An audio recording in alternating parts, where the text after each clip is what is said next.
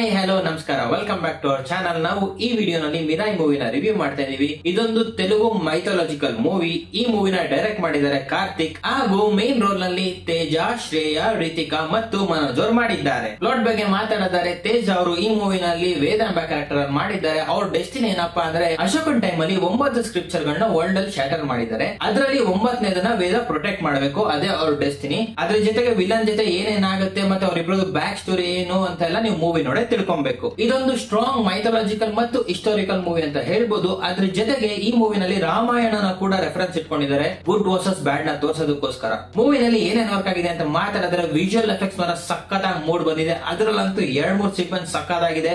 ಒಂದು ಆ bird sequence, ಇನ್ನೊಂದು ಟ್ರೈನ್ ಸೀಕ್ವೆನ್ಸ್, ಮತ್ತೆ ಆ ಎಂಡಿಂಗ್ ಸೀಕ್ವೆನ್ಸ್ ಮಾತ್ರ ಸೂಪರ್ ಅಂತ ಹೇಳ್ಬೋದು. ಪ್ರೊಡಕ್ಷನ್ ಡಿಸೈನ್ ಕೂಡ ಚೆನ್ನಾಗಿ ಮೂಡ್ ಬಂದಿದೆ ಈ ಮೂವಿನಲ್ಲಿ. ಎಸ್ಪೆಷಲಿ ಆ ವರ್ಲ್ಡ್ ಬಿಲ್ಡಿಂಗ್ಸ್ ನ ಸಕ್ಕತ್ತಾಗಿ ಸೆಟ್ ಮಾಡಿದ್ರೆ. ಒಂದು ಮೈಥಾಲಜಿಕಲ್ ಮೂವಿ ತೋರಿಸಬೇಕಾದ್ರೆ ಏನೇನ್ ಸೆಟ್ ಮಾಡೋದೆಲ್ಲ ತುಂಬಾ ಚೆನ್ನಾಗಿ ಮೂಡ್ ಬಂದಿದೆ. ಅದ್ರ ಜೊತೆಗೆ ಸೂಪರ್ ನ್ಯಾಚುರಲ್ ಎಲಿಮೆಂಟ್ಸ್ ಕೂಡ ತುಂಬಾ ಸ್ಟ್ರಾಂಗ್ ಆಗಿ ತೋರಿಸಿದ್ದಾರೆ ಮೂವಿನಲ್ಲಿ. ಈ ಮೂವಿನಲ್ಲಿ ಮ್ಯೂಸಿಕ್ ಕೂಡ ಸಕ್ಕತ್ತಾಗಿ ವರ್ಕ್ ಆಗಿದೆ. ಎಸ್ಪೆಷಲಿ ಆ ಟೆನ್ಷನ್ ಮತ್ತೆ ರಿವಿಲೇಷನ್ ಟೈಮ್ ಅಲ್ಲಿ ಮ್ಯೂಸಿಕ್ ಸಕ್ಕತ್ತಾಗಿ ಕೊಟ್ಟಿದ್ದಾರೆ, ಎಮೋಷನ್ಸ್ ನ ಎಲಿವೇಟ್ ಮಾಡುತ್ತೆ. ಪರ್ಫಾರ್ಮೆನ್ಸ್ ಗಳು ಕೂಡ ಚೆನ್ನಾಗಿ ಮೂಡ್ ಬಂದಿದೆ ಮೂವಿನಲ್ಲಿ. ತೇಜ ಅವರು ಈ ಮೂವಿನ ಕ್ಯಾರಿ ಮಾಡಿದ್ದಾರೆ ಅಂತ ಹೇಳ್ಬೋದು. ಆಕ್ಷನ್ಸ್ ಹಾಗೂ ಎಮೋಷನಲ್ ಎರಡರಲ್ಲೂ ಕೂಡ ಮಿಂಚಿದ್ದಾರೆ. ಅದೇ ರೀತಿ ಆಂಟಗನಿಸ್ಟ್ ಆಗಿ ಮಾಡಿರೋ ಮನೋಜ್ ಅವರು ಕೂಡ ತುಂಬಾ ಚೆನ್ನಾಗಿ ಮಾಡಿದ್ದಾರೆ. ಅವ್ರ ಕ್ಯಾರೆಕ್ಟರ್ ಗೆ ಡೆಪ್ತ್ ಇತ್ತು, ಜೊತೆಗೆ ಮೋಟಿವೇಶನ್ ಇತ್ತು, ತುಂಬಾ ಚೆನ್ನಾಗಿ ಎಕ್ಸಿಕ್ಯೂಟ್ ಮಾಡಿದ್ದಾರೆ. ಅವರು ಕೂಡ ಆಕ್ಷನ್ಸ್ ಅಲ್ಲಿ ಮಿಂಚಿದ್ದಾರೆ ಅಂತ ಹೇಳ್ಬೋದು. ಮತ್ತೆ ಸಪೋರ್ಟಿಂಗ್ ರೋಲ್ ಅಲ್ಲಿ ಮಾಡಿರೋ ಶ್ರೇಯಾ ಅವರು ಕೂಡ ತುಂಬಾ ಚೆನ್ನಾಗಿ ಮಾಡಿದ್ದಾರೆ ಮೂವಿನಲ್ಲಿ. ಅವರು ಒಂದು ಎಮೋಷನಲ್ ಡೆಪ್ತ್ ನ ತಗೊಂಡ್ ಬರ್ತಾರೆ. ಮೂವಿ ಕೋರ್ ಅವರೇ ಅಂತ ಹೇಳ್ಬೋದು. ರಿತಿಕಾ, ಜೈರಾಮ್, ಜಗದೀಪ್ ಅವರೆಲ್ಲರೂ ಕೂಡ ಒಳ್ಳೆ ಪರ್ಫಾರ್ಮೆನ್ಸ್ ಕೊಟ್ಟಿದ್ದಾರೆ. On the hole supporting roll ಎಲ್ಲರೂ ಕೂಡ ಚೆನ್ನಾಗಿ ಮಾಡಿದ್ದಾರೆ ಅಂತ ಹೇಳ್ಬೋದು. ಮತ್ತೆ ಇನ್ನೇನ್ ವರ್ಕ್ ಆಗಿದೆ ಅಂತ ನೋಡಿದರೆ, ಒಂದು ಆಂಬಿಷಿಯಸ್ ಹಾಗೂ ಮೈಥಾಲಜಿಕಲ್ ಐಡಿಯಾನ ಇಟ್ಕೊಂಡು ಮಾಡಕ್ ಹೋಗಿರೋ ಫ್ಯಾಂಟಸಿ ಮೂವಿ ಎಕ್ಸಿಕ್ಯೂಷನ್ ಅಲ್ಲಿ ಸಕ್ಸಸ್ ಆಗಿದೆ ಅಂತ ಹೇಳ್ಬೋದು.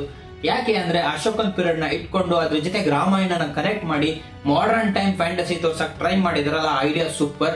ಮತ್ತೆ ಎಕ್ಸಿಕ್ಯೂಷನ್ ಕೂಡ ಚೆನ್ನಾಗಿ ಮೂಡ್ ಬಂದಿದೆ. ಮತ್ತೆ ಆ ರೆಫರೆನ್ಸ್ ಗಳು ಕೂಡ ತುಂಬಾ ಚೆನ್ನಾಗಿ ಯೂಸ್ ಮಾಡ್ಕೊಂಡಿದ್ದಾರೆ. ರಾಮಾಯಣ ಆಗಿರ್ಬೋದು, ಆ ಸ್ಕ್ರಿಪ್ಚರ್ಸ್ ಆಗಿರ್ಬೋದು, ಇಮ್ಮೋರ್ಟಲ್ ಪವರ್ ಆಗಿರ್ಬೋದು, ಇದೆಲ್ಲ ಒಂದು ಲೇಯರ್ ಆಡ್ ಮಾಡ್ತಾ ಹೋಗುತ್ತೆ ಮೂವಿಗೆ. ಮೂವಿನಲ್ಲಿ ಏನೇನ್ ವರ್ಕ್ ಆಗಿಲ್ಲ ಅಂತ ನೋಡಿದರೆ, ಫಸ್ಟ್ ಹಾಫ್ ಅನ್ಇವನ್ ಪೇಸಿಂಗ್ ಮತ್ತೆ ಡ್ರ್ಯಾಗ್ ಅಂತ ಅನ್ಸುತ್ತೆ.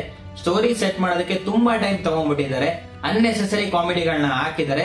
ಮತ್ತೆ ಸಬ್ ಪ್ಲಾಟ್ ಗಳು ಮೂಮೆಂಟಮ್ ನ ಸ್ಲೋ ಮಾಡ್ಬಿಡುತ್ತೆ. ಮತ್ತೆ ವಿಎಫ್ಎಕ್ಸ್ ಆಗಿತ್ತು, ವಿಡಿಯೋ ಫಸ್ಟ್ ಪಾರ್ಟ್ ಅಲ್ಲಿ ಹೇಳಿದ್ದೆ. ಆದ್ರೆ ಕೆಲವು ಸೈಡ್ ವಿಎಫ್ಎಕ್ಸ್ ಚೆನ್ನಾಗೂ ಮೂಡ್ ಬಂದಿಲ್ಲ. ಯಾಕೆಂದ್ರೆ ಇಂಪಾರ್ಟೆಂಟ್ ಸೀಕ್ವೆನ್ಸ್ ಮೇಲೆ ತುಂಬಾ ಚೆನ್ನಾಗಿ ಕಾನ್ಸಂಟ್ರೇಟ್ ಮಾಡಿದ್ದಾರೆ. ಮಿಕ್ಕಿದ ಸೀಕ್ವೆನ್ಸ್ ಮೇಲೆ ಸ್ವಲ್ಪ ಪಾಲಿಶ್ ಮಾಡಿಲ್ಲ ಅಂತ ಅನ್ಸುತ್ತೆ. ಆರ್ಟಿಫಿಷಿಯಲ್ ಅಂತ ಕ್ಲಿಯರ್ ಆಗಿ ಗೊತ್ತಾಗುತ್ತೆ. ಮತ್ತೆ ಇನ್ನೊಂದೇನಪ್ಪಾ ಅಂದ್ರೆ ಪ್ರಿಡಿಕ್ಟಬಿಲಿಟಿ. ಮೂವಿ ನೋಡ್ಬೇಕಾದ್ರೆ ನೀವು ಆರಾಮಾಗಿ ಪ್ರಿಡಿಕ್ಟ್ ಮಾಡಬಹುದು ಮುಂದೆ ಏನಾಗುತ್ತೆ ಅಂತ ಹೇಳ್ಬಿಟ್ಟು. ಅದ್ರ ಜೊತೆಗೆ ಕೆಲವು ಸ್ಟೋರಿ ಬೀಟ್ಸ್ ಇದೆಯಲ್ಲ, ಅದನ್ನೆಲ್ಲ ಬೇರೆ ಮೂವಿಯಿಂದ ತಗೊಂಡ್ ಬಂದ್ಬಿಟ್ಟು ಸ್ವಲ್ಪ ಪಾಲಿಶ್ ಮಾಡಿ ಆಗ್ತಾಗಿದೆ. ಮೂವಿ ನೋಡ್ಬೇಕಾದ್ರೆ ನಾನು ಏನಕ್ಕೆ ಈ ಪಾಯಿಂಟ್ ಹೇಳಿದೆ ಅಂತ ನಿಮ್ಗೆ ಗೊತ್ತಾಗ್ತದೆ. ಮತ್ತೆ ಆ ಫೆಮಿಲಿಯಾರಿಟಿಗಳು, ವಿಲನ್ ಏನೋ ಹುಡ್ಕೊಂಡು ಹೋಗ್ತಿರ್ತಾನೆ, ಹೀರೋ ಅದನ್ನ ತಡೆಯಕ್ ಹೋಗ್ತಾ ಇರ್ತಾನೆ. ಒಳ್ಳೇದು ಕೆಟ್ಟದು ಸೇಮ್ ಟು ಸೇಮ್.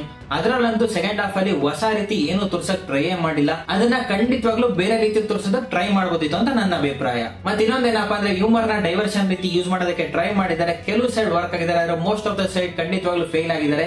ಯಾಕೆ ಅಂದ್ರೆ ಫೋರ್ಸ್ಫುಲ್ ಆಗಿ ಹಾಕಿದ್ರೆ ಅಂತ ಕ್ಲಿಯರ್ ಆಗಿ ಗೊತ್ತಾಗ್ತಾ ಇರುತ್ತೆ. ಆ ಹ್ಯೂಮರ್ ಗಳೇ ಟೆನ್ಷನ್ ಸೀಕ್ವೆನ್ಸ್ ಗಳನ್ನ ಅಂಡರ್ ಕಟ್ ಮಾಡ್ಬಿಟ್ಟಿದೆ ಕೆಲವು ಸೈಡ್. ಸೊ ಫೈನಲ್ ವರ್ಡ್ ಕೇಳಿದ್ರೆ, ಮಿರಾಯ್ ಮೂವಿ ಬಂದು ಒಂದು ಒಳ್ಳೆ ಪ್ರಯತ್ನ, ಚೆನ್ನಾಗಿ ಮೂಡ್ ಬಂದಿದೆ.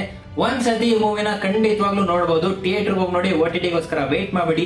ಫ್ಯಾಮಿಲಿ ಜೊತೆ ಕುತ್ಕೊಂಡು ಆರಾಮಾಗಿ ನೋಡಬಹುದು. ಆಮೇಲೆ ವರ್ಲ್ಡ್ ಬಿಲ್ಡಿಂಗ್ಸ್ ನ ತುಂಬಾ ಚೆನ್ನಾಗಿ ಸೆಟ್ ಮಾಡಿದ್ದಾರೆ. ವಿಜುವಲ್ ಎಫೆಕ್ಟ್ಸ್ ಕೂಡ ಸಕ್ಕತ್ತಾಗಿ ವರ್ಕ್ ಆಗಿದೆ. ಎಸ್ಪೆಷಲಿ ಒಂದು 2-3 ಸೀಕ್ವೆನ್ಸ್ ಮಾತ್ರ ಸೂಪರ್ ಅಂತ ಹೇಳ್ಬೋದು. ಆಕ್ಷನ್ಸ್ ಕೂಡ ಚೆನ್ನಾಗಿ ಮೂಡ್ ಬಂದಿದೆ. ಮತ್ತೆ ಆ ಇಮೋಷನಲ್ ಸೀಕ್ವೆನ್ಸ್ ಗಳು ಕೂಡ ತುಂಬಾ ಚೆನ್ನಾಗಿ ಮೂಡ್ ಬಂದಿದೆ. ಶ್ರೇಯಾ ಅವ್ರ ಸೀಕ್ವೆನ್ಸ್ ಅಂತೂ ಸೂಪರ್. ಆಮೇಲೆ ತೇಜ ಅವರ ಡ್ಯೂಟಿ, ಡೆಸ್ಟಿನಿ, ಆರಿಜಿನ್ ಎಲ್ಲ ತುಂಬಾ ಚೆನ್ನಾಗಿ ಸೆಟ್ ಆಗಿದೆ. ಮತ್ತೆ ವಿಲನ್ ನ ಮೋಟಿವೇಶನ್ ಮತ್ತೆ ಡೆಸ್ಟಿನಿ ಅದು ಕೂಡ ತುಂಬಾ ಚೆನ್ನಾಗಿ ಸೆಟ್ ಮಾಡಿದಾವೆ. ಮತ್ತೆ ಆ ರೆಫರೆನ್ಸ್ ಗಳಾದ ಅಶೋಕ, ರಾಮಾಯಣನ ಬರೀ ವರ್ಲ್ಡ್ ಬಿಲ್ಡಿಂಗ್ಸ್ ನ ಸ್ಪೆಕ್ಟಾಕಲ್ ಆಗಿ ತೋರ್ಸಕ್ ಮಾತ್ರ ಯೂಸ್ ಮಾಡ್ಕೊಂಡಿಲ್ಲ. ಅದ್ರ ಜೊತೆಗೆ ಒಂದು ಮೀನಿಂಗ್ ಫುಲ್ ಸ್ಟೋರಿ ಹೇಳೋದಕ್ಕೂ ಟ್ರೈ ಮಾಡಿದ್ದಾರೆ. ಅದಂತೂ ತುಂಬಾ ಇಂಪ್ರೆಸ್ ಮಾಡ್ತು ನನ್ಗೆ ಅಂತ ಹೇಳ್ಬೋದು. ನನ್ನ ಪ್ರಕಾರ ಮಿರಾಯ್ ಮೂವಿ ಎಲ್ಲಿ ಸಕ್ಸಸ್ ಆಯ್ತು ಅಂತ ಹೇಳಿದ್ರೆ, ಆ ಸ್ಪೆಕ್ಟಕಲ್ ಮತ್ತೆ ಮಾರಲ್ ಕ್ವಶನಿಂಗ್ ಮಧ್ಯೆ ಇದೆಲ್ಲ ಬ್ಯಾಲೆನ್ಸ್ ಅದು ಸಖತ್ತಾಗಿ ಮೂಡ್ ಬಂದಿದೆ. ಯಾಕೆಂದ್ರೆ ಪವರ್ ಅಂದ್ರೇನು, ಸ್ಯಾಕ್ರಿಫೈಸ್ ಅಂದ್ರೇನು, ಡೆಸ್ಟಿನಿ ಅಂದ್ರೇನು, ಡ್ಯೂಟಿ ಅಂದ್ರೇನು, ಇದೆಲ್ಲ ಕೂಡ ಇಂಟ್ರೆಸ್ಟಿಂಗ್ ಪಾಯಿಂಟ್ಸ್ ಅಂತ ಹೇಳ್ಬೋದು.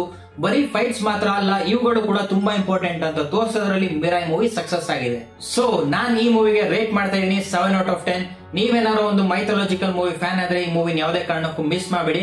ಕೆಲವು ಸೈಡ್ ಸ್ವಲ್ಪ ಫೈನ್ ಟ್ಯೂನಿಂಗ್ ಬೇಕಿತ್ತು, but on the whole movie ಸಕ್ಕತ್ತಾಗಿ ಮೂಡ್ ಬಂದಿದೆ. ಒಂದು ಒಳ್ಳೆ ಸಿನಿಮ್ಯಾಟಿಕ್ ಎಕ್ಸ್ಪೀರಿಯನ್ಸ್. ಥಿಯೇಟರ್ ಹೋಗಿ ನೋಡಿ, ಮಿಸ್ ಮಾಡಬೇಡಿ. Thank you for watching. See you in the next video.